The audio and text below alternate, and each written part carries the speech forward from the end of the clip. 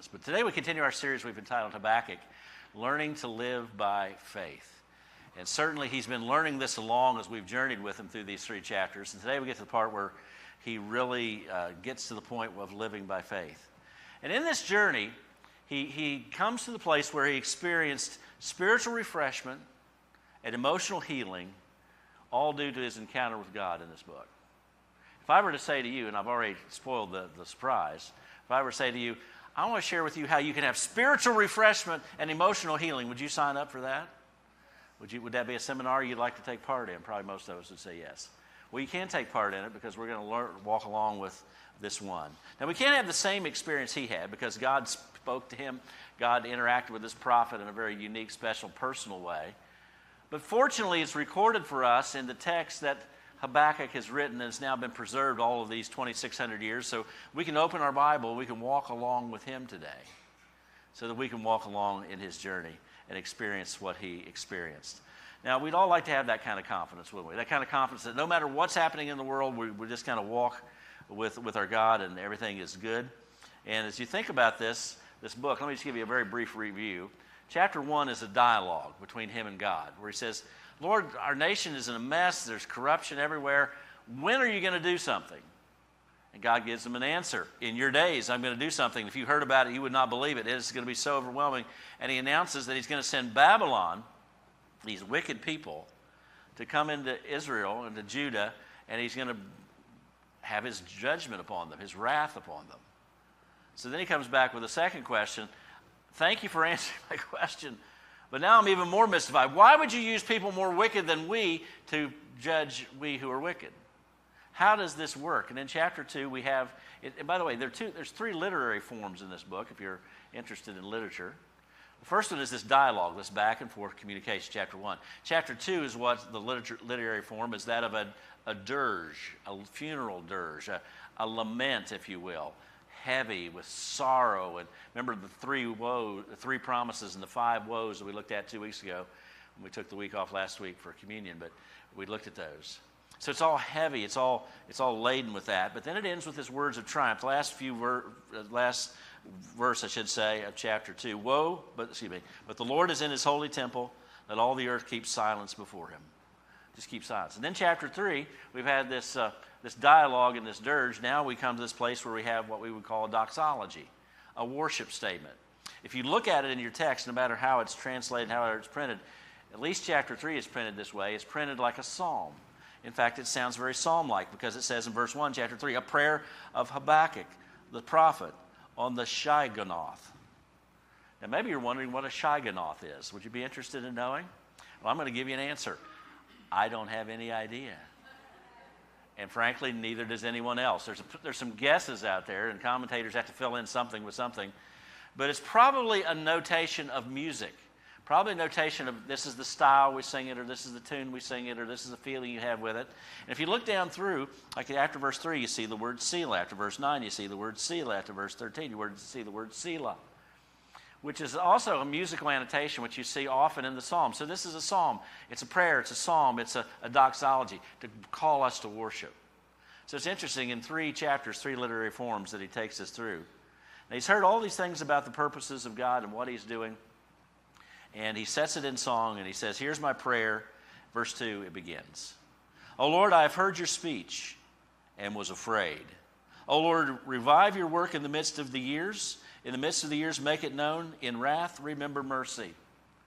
Now, for a prayer, he doesn't ask for too many things. In fact, all the petitions, all the requests that you find in this prayer anywhere in the book of Habakkuk is found in verse 2. He said, Lord, I've heard your speech, and this is my reaction.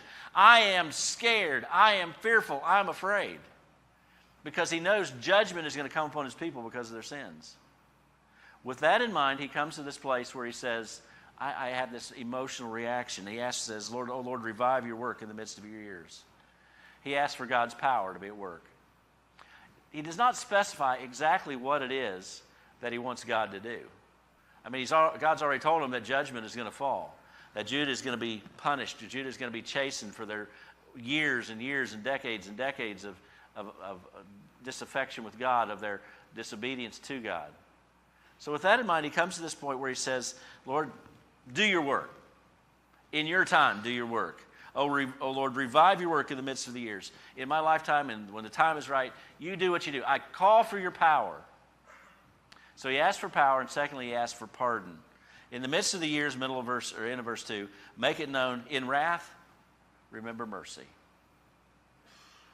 God's the only person, by the way, that gets the correct balance and that gets the mix right between mercy and wrath.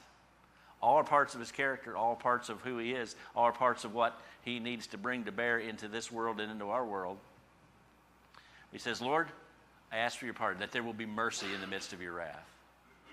And he's probably thinking there about the promises to Abraham and Isaac and Jacob and the covenant with Moses and the promise to Joshua to inherit the land and all those sorts of things. And he comes to this point where he says, Lord, I ask that you be at work. And then verse 3 all the way through verse 16, he does something very interesting. And this is the first advice I want to give you. There's really two steps. There's two stages in his journey from fear to faith. And you see fear very much in play there in verse 2. He comes to a statement of faith in verses 17, 18, 19, the end of this song. There's two stages. First of all, and this is the advice I want to give you, and certainly the advice I want to give to myself. We need to stop looking toward trouble and look toward our help. In other words, it's as if God is hinting to him, you can spend too much time staring at all your problems. You can put too much concentration on all the things that are wrong. You can easily identify and pick out in this world all the mess that's out there. And that's accurate. We don't want to bury our head in the sand and pretend like nothing's going on. We don't want to pretend like that there isn't problems in the world. We don't want to put on our rose-colored glasses and color all of our thinking in some sort of artificial way. But he says, don't look just at your trouble, but look toward our place of help. And that, of course, is in God. Someone has said it this way. And the internet was not helpful to me to give an attribution who actually said this for the first time. There's about 4 different people that claim this quote as their own. The quote says this: don't tell God how big your troubles are. Tell your troubles how big your God is. Whoever said it, thank you for the quote. But our troubles are big, but you know what? God is always bigger. And that's what he begins saying. Now, he begins this in verse 3, and this is how he's looking toward his help, all right? God came from Teman, the Holy One from Mount Paran, Selah. By the way, Selah just means probably, as best we can tell, stop and think about what you just read or what you just said or what you just sung. It's sort of a pause. It's sort of a rest in the midst of the musical score that's going on. So this is the first rest. God came from Teman, the Holy One from Mount Paran. Now, if you don't know where Teman is and Mount Paran is, you're going to have some trouble. And if you allow me just to condense this into a very tiny little geography lesson, that is down in the Sinai Peninsula. That's down where they were when the covenant was made between God and Israel in the time of Moses. Think Mount Sinai. Think 10 Commandments. Think about the wanderings in the wilderness, okay? It's in that region. So the problem was coming from the north. The Babylonians were going to come down from the north and invade Judah and destroy it. He says, rhetorically, he says in speech, look the other direction. Look to the south. Look toward Paran. Look toward Teman. Mount Paran is a mountain that's associated with this same area of Teman. He says, go back to my connection with you. This connection to the Almighty that he's talking about in this passage. You go back to that. Let's go back to, don't look at your problems. Look at me. And here's what he says. Middle of verse 3. The glory covered the heavens, and the earth was full of his praise. All of this is the story of God showing up on Mount Sinai. It's all and all the ramifications of it. His brightness was like the light. He had rays flashing from his hand, and there his power was hidden. Before him went pestilence, and fever followed at his feet. That takes you kind of back to Egypt. Remember those plagues that rained down on Egypt. Think back into the past. Think back into the past of where you were back there and what I was saying and what I was doing. Think about me. Think about my glory. It says, he stood and measured the earth. He looked, and this is verse 6 now. He stood and measured the earth. He looked and startled nations, and everlasting mountains were scattered. The perpetual hills bowed. His ways are everlasting. The mountains shook. Everybody that was around that area were moved with the reality that there was something supernatural going on with those Jews that were camped out at the foot of Mount Sinai. They knew that they had reached their freedom from Egypt because of all the plagues and all the mighty hands of God.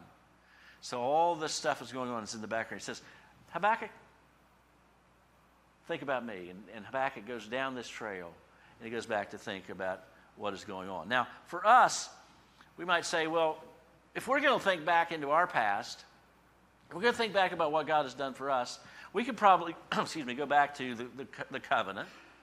But there's probably a few markers as New Testament believers that we would mark out as well. We might want to go back to the creation. The fact that you and I exist, and the fact that everything exists, is because God spoke it into existence. It's created by Him. You're a creation of God. Our very worth and our value as believers comes from the fact that we are created in His image. There's something special about that, something significant about that. We might go to the covenant, the law of God, but we would probably run past that and go to the cross. The creation, the covenant, the cross. Because for us, everything changed because of the cross. That pardon and wrath was all seen on the cross, he mentioned in verse 2. The wrath was put upon Him. The pardon, the mercy was granted to us. Only accepted to those who believe, not universal salvation, but to those who come to believe this and accept this, and this becomes the operating principle of their lives. We could also look forward to the future. Our past is back there in those things, but the future is out here where he talks about the second coming. He's going to come back. He's going to have a kingdom on this earth, that we're going to be in His presence. We're going to help rule and reign in His kingdom, all that future. So whatever point you want, this is what we get when we study this book. We need to interact with Him in this book because it takes us back to these high points. Do we want to think about our troubles? No, let's think about the fact that we're a creation of God. We want to think about our stresses in life. Let's think about the covenant, the reality of God showed up. We want to deal with our guilt and our shame, or do we want to go back to the cross? Do we want to be worried about the future, or do we want to go back to the reality of what He said that's coming yet future, and that He's coming back someday? That the trumpet will sound, the voice of the archangel, and He shows up in glory. So we mark these things by thinking about Him. Now, verse 7, "O Lord, you were displeased with rivers." Ask the question. "Lord, were you displeased with rivers? And was your anger against the rivers? Was your wrath against the sea that you rode on your horses, your chariots of salvation?" That seems a little strange. Were you mad at rivers and seas? Well, you think about this in the context of the Exodus. They crossed the Red Sea on dry land. When Joshua went into the land, the river Jordan was blocked off, and they walked across that on dry land. So he's taking all this in imagery back into their cultural and religious thinking, and basically reminding them that God is God. God is big enough. God is bigger than anything you face. God is bigger than anything anyone could ever face. And for you, Habakkuk, God is bigger than the stresses you're facing and the fear that you just expressed back in verse 2. So whatever your fears, whatever your concerns, here's what you do. Stop focusing so much on your troubles, but look to your help. And the place you look is to the God who's revealed Himself in the all-time bestseller of all times. This compilation of 66 books that bound together that we call the Bible. We also revise you on occasion as part of our spiritual health. There's 4 ingredients, I think, for spiritual health and growth for a believer. Number 1 is to go to church. You've gathered together this morning. If you joined us online, thank you for that. That we gather together to hear His word, that we worship, that we praise. And then secondly, we get alone with God, that we spend some time in this word daily so that we can be feasting on His truth, that we can be refreshed in His reality of who indeed He is.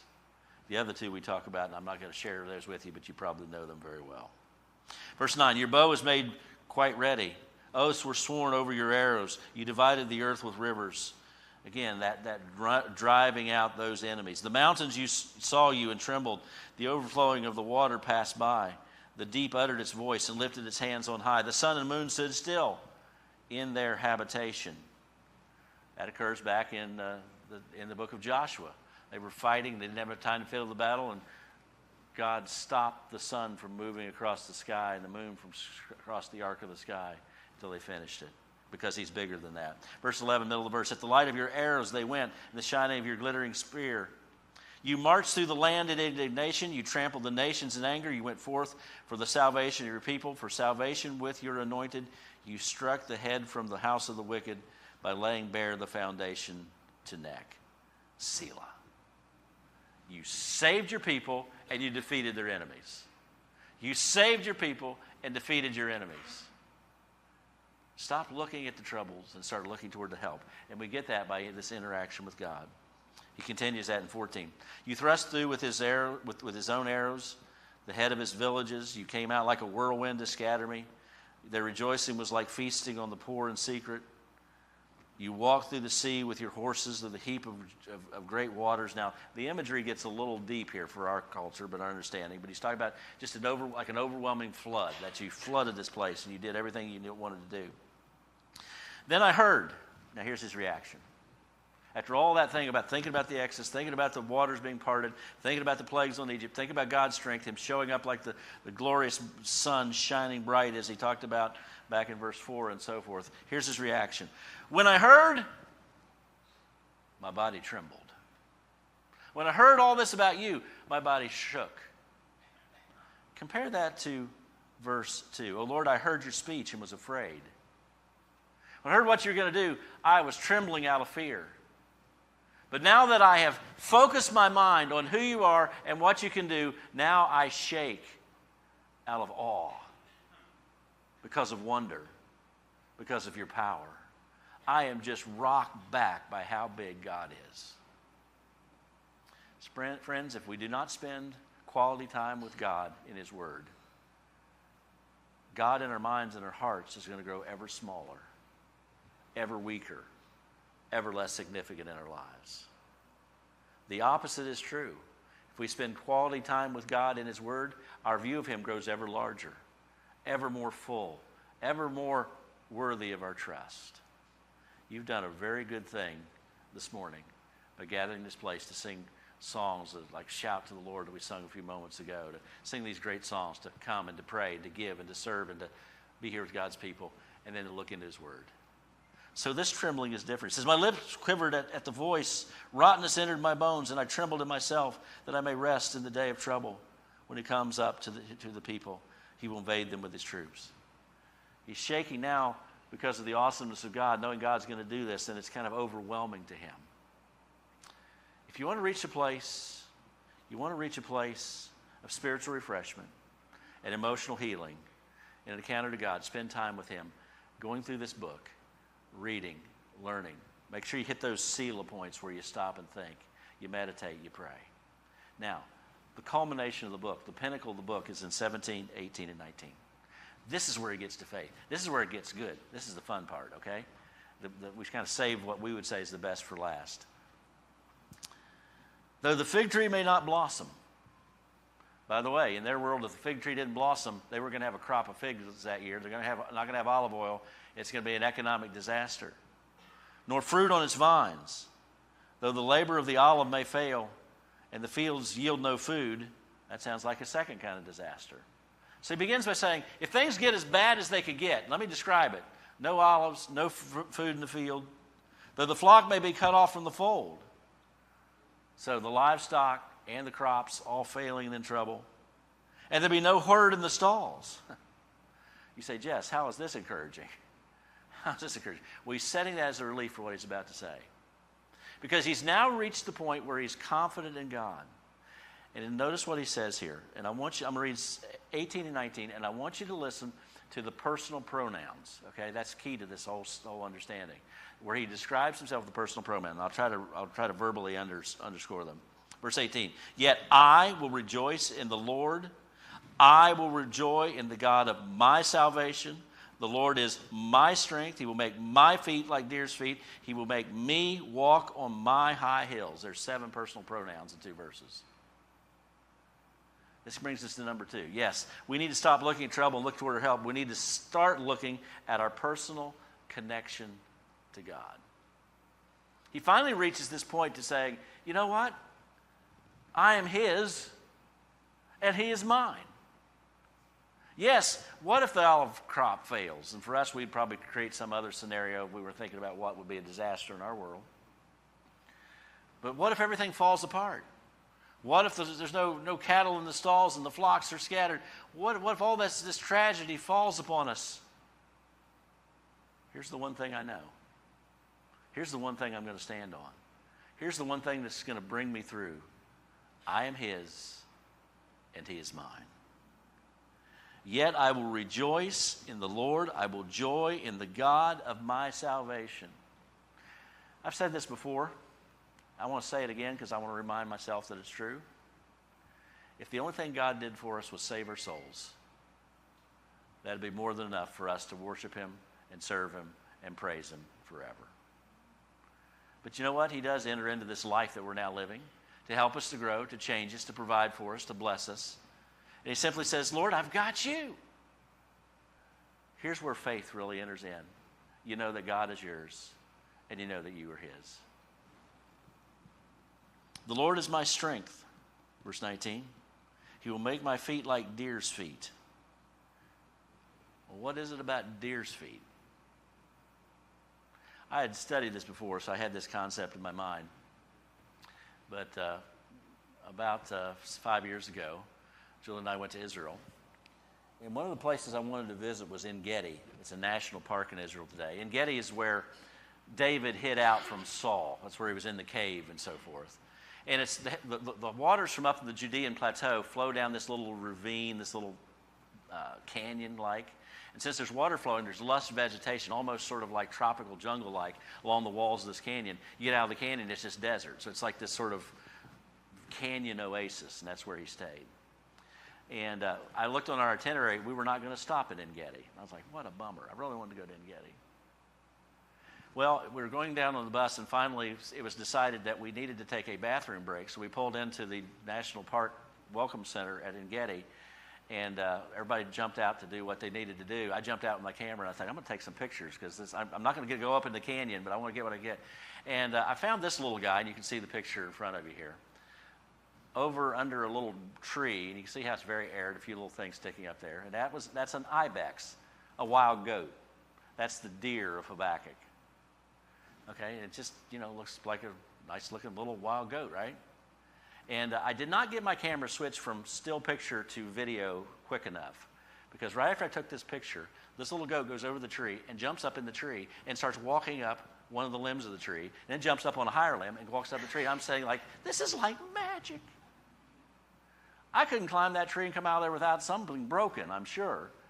And he's just walking on this thing because they're absolutely sure-footed. They can walk up the canyon, walk up the rocks, and they just never slip. They just have this perfect balance. They don't fall. They don't slip. They don't tumble off into the abyss.